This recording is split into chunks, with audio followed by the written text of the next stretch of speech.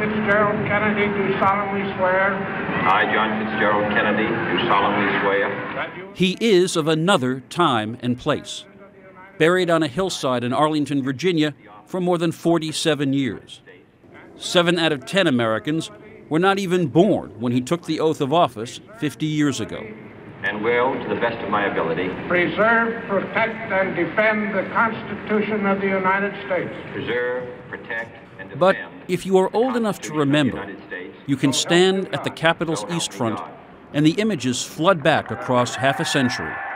The images in brilliant black and white that filled tens of millions of television screens.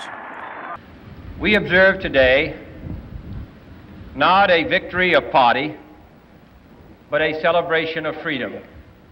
He had come to the presidency as the child of wealth and privilege, as a World War II hero who had almost lost his life, as the winner of the closest of elections, one whose validity was doubted by many. The next time John F. Kennedy goes through that door, he will be the President of the United States. Historian Thurston Clark. And also the first Catholic president. Not just the youngest elected, but also the first Catholic, and also elected by the slimmest vote majority in the popular vote. And so that's another reason that he had to give a speech for the ages, a speech that would unite the country. Kennedy would be speaking as well to the millions of his generation who had come home from the war, tasted post-war prosperity, raised their baby boomer children, worried under the shadow of a Cold War and a nuclear threat, and watched as one of their own took the presidency. I remember thinking, I didn't know you could be a president of the United States and not have gray hair. Columnist, author, and former Reagan speechwriter Peggy Noonan was a 10-year-old girl on New York's Long Island. You know, these new people who came in, they had dark hair, like sort of relatively young people, like parents, not like grandparents. I didn't know. I thought you had to have gray hair. I thought it was in the Constitution. And it was not just youth, but glamour. After 15 years of the Midwest plain-spoken Harry Truman and then Dwight Eisenhower, Jacqueline Kennedy was not just impossibly young, a 31-year-old First Lady, but strikingly attractive. And there was glamour of another sort, an inaugural gala hosted by Frank Sinatra, with many of the brightest stars of the stage and the screen. And you had all of the celebrities in Washington. You had a feeling that this was a gathering of the best and the brightest in the country. On Inauguration Day, John Kennedy took the oath of office, bathed in brilliant winter light. It had snowed 8 inches overnight, but Inauguration Day itself was very cold, but it was very bright. The sun was out, and it was bouncing off all the snow. It was bouncing off those big white pillars, you know? There was Robert Frost, blinded by the sun, unable to read the poem he'd written, reciting another from memory. The land was ours before we were the land's. She was our land more than 100 years before we were her people. Jacqueline, dressed in beige, a conscious decision to set her apart from the other older women draped in fur.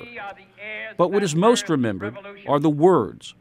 Let the word go forth from this time and place to friend and foe alike, that the torch has been passed to a new generation of Americans. Longtime Kennedy speechwriter and advisor Ted Sorensen told CBS News back in 1999 that Kennedy had one goal in mind. He wanted this speech to speak out and try to address those skeptics, to prove that he was up to the task. Sorensen, who died a few months ago, was often given credit for the inaugural address. Thurston Clark disagrees. I think you would find that John Kennedy contributed most of the passages and the famous words that we remember. The torch has been passed to a new generation, the ask not line, bear any burden, all of those were Kennedy. He dictated them. He had a Sorensen draft in front of him on January 10th. He flew to Palm Beach. He looked at the draft, and he dictated his changes and additions to the draft. At the Kennedy Library in Boston, Director Tom Putnam showed us the display that includes pages from the stenopad of Kennedy's secretary. Even in her shorthand, you can see she's written out the words "long twilight struggle" or "the trumpet summons us again." Tyranny, disease, war itself. These are signature lines that we remember, and really this is the genesis of them on that flight down to Palm Beach.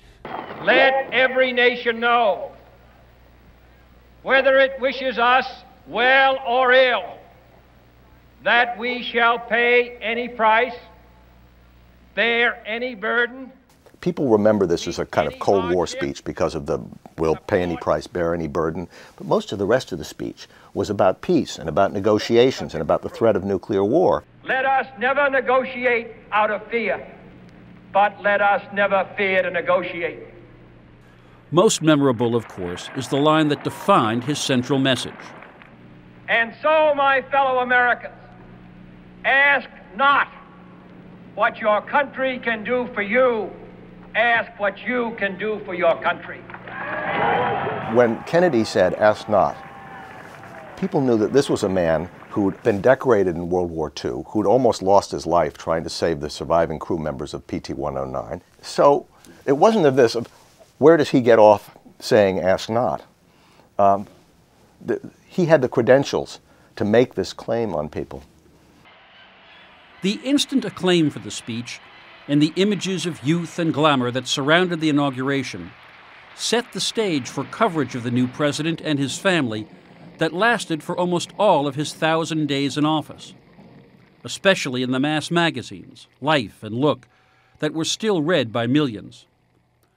But even now, with full knowledge of his reckless private life, why do Americans still rank John Kennedy the best of all post-war presidents?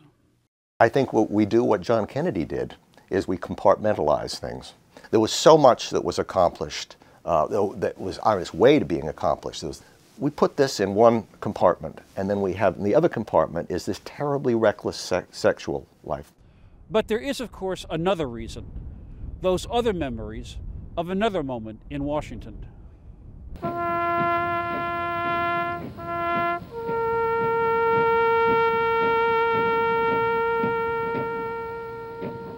The sudden end of the Kennedy presidency left behind a sense of what could have been.